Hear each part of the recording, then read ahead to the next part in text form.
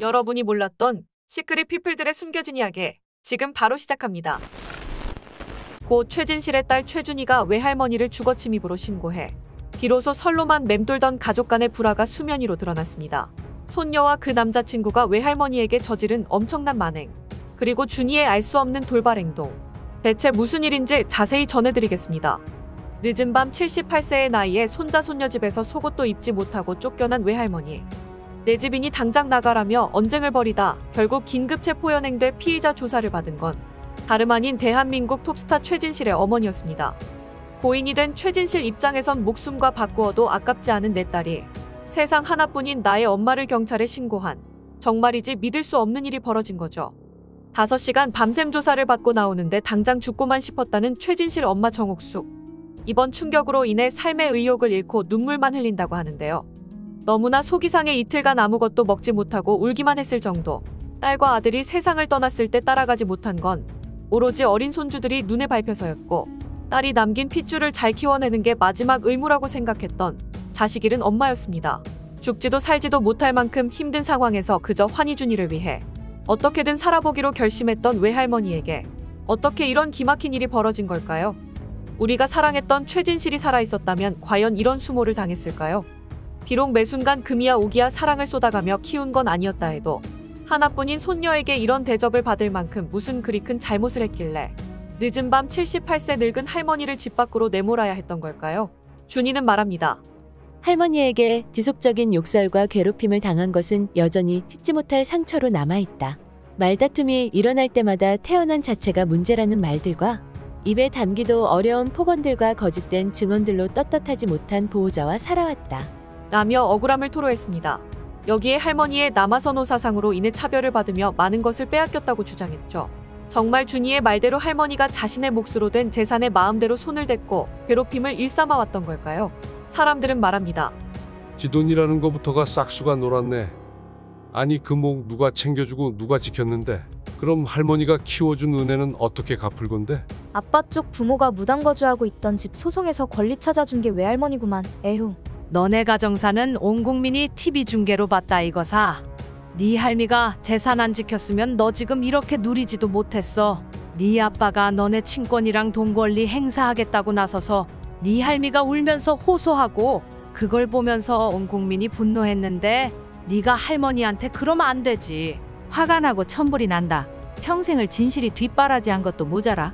지들 키우면서 먹이고 학교 보낸 비용 왜 니들은 갚을 생각은 안 하고 할머니가 뺏어갔다고 생각하는지. 오히려 키워줘서 고맙습니다 하면서 할머니께 돈을 더 챙겨드려도 부족하겠구만. 할머니가 재산 다 지켜줬지. 얼마나 어렵게 지킨 재산인데 그걸 다 지꺼라고. 최진실 그렇게 가고 법적으로 조성민한테 자동으로 친권 넘어가고 조성민이 최진실 상속 재산 싹 관리할 뻔했는데 할머니랑 최진실 패밀리들이 호소해서 자동 친권 부활제 폐지되고 일명 최진실법이라는 게 생겨서 법원이 적절한 사람으로 친권자 지정할 수 있게 된 거야. 그래서 할머니가 친권자가 된 거고 법까지 바꾸면서 니 못된 아빠랑 친가로부터 지켜준 재산임. 조성민이 생전에 갖고 있던 22억짜리 건물도 조성민 부모가 불법 점유하고 살면서 세입자들한테 임대료까지 받고 있었는데 또 법적으로는 환희준이가 상속받은 재산이라 그 건물 관련 각종 세금을 환희준이가 다 내야 하는 어이없는 상황에 개념 없는 전 사돈들한테 소송 걸어서 퇴거시키고 손주들 권리 찾아준 것도 다 할머니. 최진실 엄마가 없었다면 누리지 못했을 지금의 상황들을 준희는 그저 어린 날 받지 못한 사랑에 대한 투정과 원망으로 이런 선택을 할 수밖에 없었다라고 정당화시키고 있습니다. 하지만 하루아침에 엄마 아빠를 잃고 세상 하나뿐인 할머니에게 온갖 괴롭힘을 당했다는 이 아픈 마음이 어떻게 하루아침에 치유될 수 있겠습니까? 그저 보는 내내 화나고 원망스러울 수밖에 없었겠죠. 하지만 준희의 이런 철없는 행동으로 인해 결국 숨겨야만 했던 최진실 가족의 가정사를 고스란히 세상에 알린 셈이 되었고, 이로 인해 많은 사람들의 비난을 피할 수 없게 됐습니다. 이렇듯 거센 비난이 쏟아져서였을까요? 어제까지만 해도 이를 악물고 작심폭로를 멈추지 않았던 최준희가 일이 이렇게까지 될지 몰랐다, 죄송하다며 할머니에게 사과의 뜻을 전했습니다. 그리곤 자신의 개인 인스타그램 계정에 게재했던 외할머니에 대한 폭로글을 삭제했고, 과거 오빠 환희에게 보냈던 문자 메시지 캡처본 등 현재 최준희의 피드 및 스토리에는 그와 관련된 글과 사진, 영상 모두가 지워졌습니다. 돌연 잘못했다며 사과의 뜻을 전한 최준희의 돌발 행동, 과연 진심이었을까요? 최진실 딸이기 전에 그저 대한민국에 살아가는 한 사람으로서 미성년자 때 할머니가 벌인 모든 일들의 법적 책임을 물을 것. 이라 정면 반박했던 최준희의 발언은 과연 홧김에 나온 돌발 행동이었을까요? 어렸을 때부터 지속적인 욕설과 괴롭힘을 당했다고 주장하며 심지어 CCTV 화면 캡처와 욕설 모습이 담긴 영상 등을 공개했던 멈출 줄 모르는 폭주가 이렇게 한순간의 사과로 사그라들 수 있었던 진짜 이유가 대체 무엇이었을까요? 물론 외할머니와의 갈등은 아직도 진행 중입니다. 하지만 한순간 철없는 행동이 불러온 크나큰 파장을 생각조차 하지 못한 준이에겐 지금의 상황들이 더없이 두려울 수밖에 없을 겁니다. 어린 시절 오빠만 바라보며 오빠에게만 사랑을 쏟았던 할머니에 대한 원망이 결국 터져버린 지금. 자기 잘못을 인정하고 사과하고 반성한다고 한들 할머니가 받았을 충격과 상처는 이루 말할 수 없을 터. 밥도 먹지 못하고 삶의 의욕조차 잃어버렸다는 외할머니는 그날의 충격에서 헤어나오지 못한 채 억울함을 호소하며 울분을 터뜨리고 있습니다. 누구라도 붙잡고 그날의 일을 얘기하고 싶었을 겁니다. 외할머니가 기억하는 그날의 충격적인 상황은 준이의 입장과는 또 다른 이야기로 펼쳐졌는데요.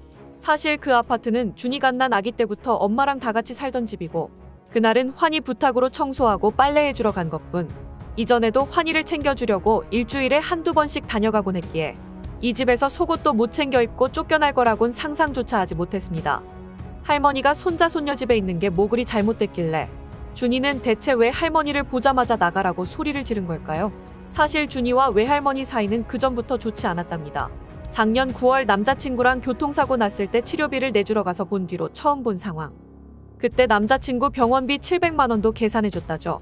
또 준이와 12월에 사소한 일이 있어 옥신각신했었는데 자신이 잘못해놓고 감정이 꽁해서 전화도 안 받고 할머니를 미워했다고 합니다. 그리고 그날 그렇게 오랜만에 본 할머니에게 처음으로 한 말이 남인들 왜 4명이 든 집에 있냐며 나가라고 했던 것. 그리곤 남자친구와 다시 찾아와 했다는 말이 정말이지 충격적이었는데요. 남자친구가 말합니다. 아무 권리도 없는 사람이에요. 여긴 최준이 집이기 때문에. 할머니는 모르는 사람이고 가족도 아니고 남이니 당장 나가세요. 욕이 나올 만큼 황당하고도 어이없는 말에 너무 화가 나서 야, 내가 뭔데 남의 가정에 끼어들어 이래라 저래라 하냐 뭐라 했더니 최준이 데리러 왔다라고 대답했다고 합니다. 사람들은 말합니다.